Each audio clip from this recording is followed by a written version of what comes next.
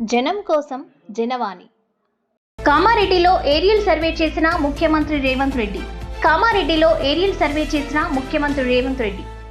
తెలంగాణ ముఖ్యమంత్రి రేవంత్ రెడ్డి కామారెడ్డి జిల్లాలో వరద ప్రభావిత ప్రాంతాల్లో ఏరియల్ సర్వే నిర్వహించారు. ఆయన వెంట టీపీసీసీ చీఫ్ మహేష్ కుమార్ గౌడ్, మంత్రి పొంగులేటి శ్రీనివాస్ రెడ్డి, ఎమ్మెల్యే మధుసూదన్ రావు ఉన్నారు.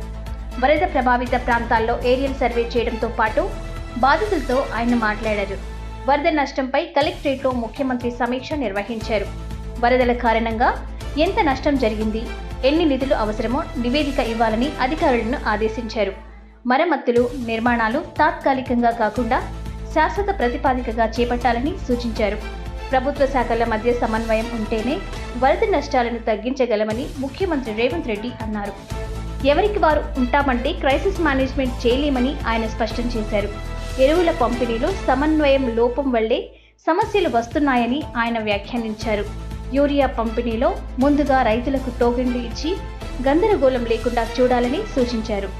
సమస్య వచ్చినప్పుడు రాజకీయాలకు అతీతంగా వ్యవహరించాలని ఆయన అన్నారు. ఉమ్మడి నిజామాబాద్ జిల్లా సమస్యలపై 15 రోజుల తర్వాత మరోసారి సమీక్ష నిర్వహించనున్నట్లు సీఎం రేవంత్ రెడ్డి తెలిపారు.